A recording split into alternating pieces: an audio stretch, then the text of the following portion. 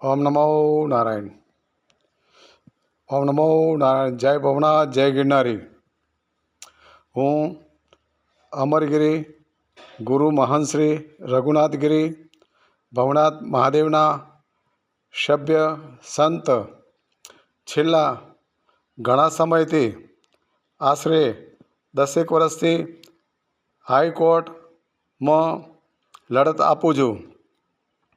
જે અત્યારે હાલમાં છે ભવનાથ મહાદેવની મંદિરની અંદર મહંત શ્રી હરિગીરી બાપુ યુપીના વતની છે અને એમણે ગુરુ શિષ્ય પરંપરામાં આવતા નથી, તેરા મઢીના છે અને આ ગિરનાર જોડે એમનો કોઈ સંપર્ક નથી, કોઈ આધાર પુરાવા નથી. તેમ છતાંય એમને આ મંદિર પચાવી પાડ્યું છે અને મંદિરમાં ઘણા ગુજરાતી મહાત્માઓ છે, તો અનેક મહાત્માઓ છે, તો અહીંયા ગુજરાતમાંથી ગમે તેમ કરીને ગમે તે રીતે પૈસાની લેતી દેતી કરીને એમને અહીંથી ભગાડી દેશે અને ધમકી આપે છે.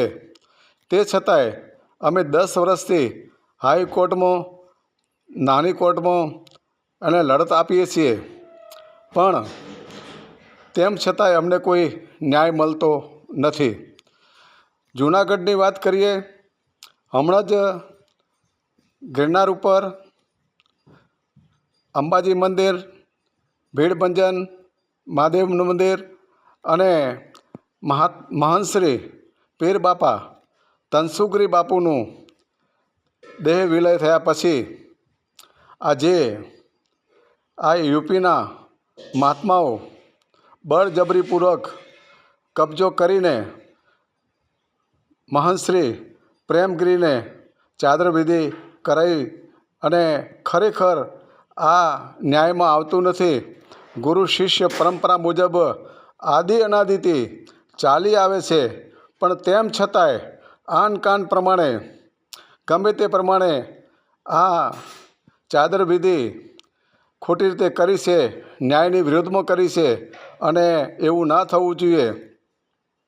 ગિરનારમાં સંતો મહંત શ્રી મહેશગીરી બાપુ અવારનવાર અવાજ ઉપાડે છે અને એ સાચા માણસ છે અને ગિરનારનું અહિત ના થાય, સનાતન ધર્મનું અહિત ના થાય અને ગુરુ શિષ્ય પરંપરાને લાછન ના લાગે તે માટે એ લડત આપે છે અને ન્યાયની લડત છે.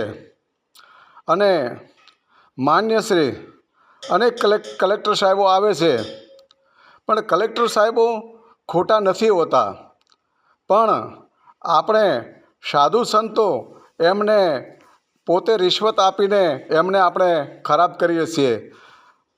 અધિકારીશ્રીઓ તો ખરાબ હોતા જ નથી, આપણે એમને ખરાબ કરીએ છીએ.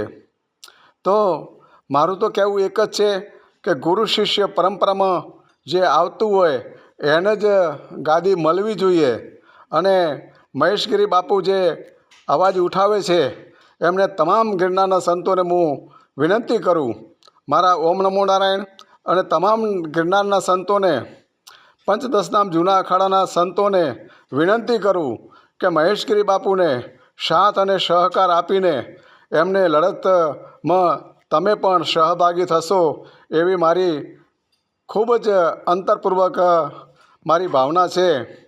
અને તમારો બધાનો સહકાર તો હોવો જ જોઈએ, કારણ કે આપણે ગુજરાતી સાધુ જ્યારે અવારનવાર છે તો ઘણા સમય પછી આ ગિરનાર બી યુપીના મહાત્માઓ જોડે જતો રહેશે.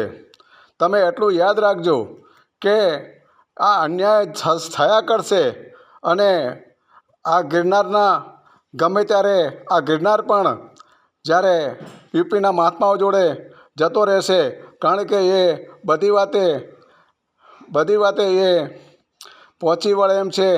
અને હું એટલું જ વિનંતી કરીશ કે આ ગિરનારના એક સંસ્કૃતિ સનાતન ધર્મનું આપણે જે પાયો છે આદિ અનાદિથી ચાલ્યું આવે છે, ગુરુ શિષ્ય પરંપરા મુજબ જ ગાદીની વરણી થાય છે.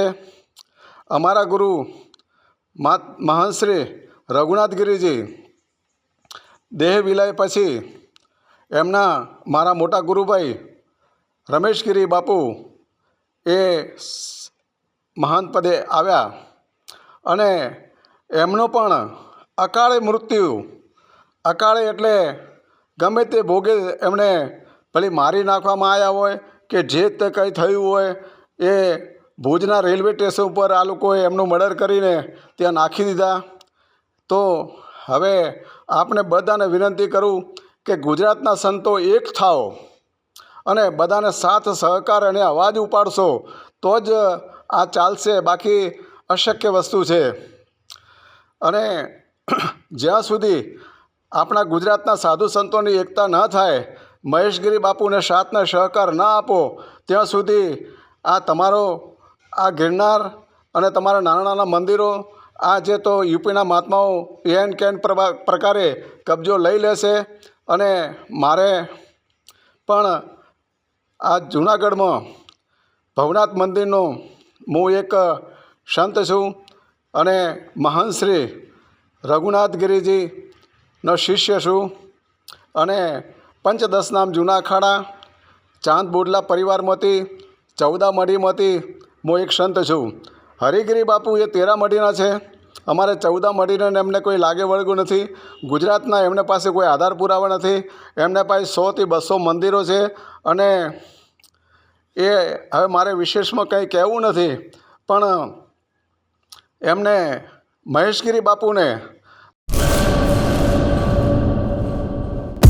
લોન પર ફોન 15 વર્ષ જૂનું ગુરુ મોબાઈલ એન્ડ ઇલેક્ટ્રોનિક્સ.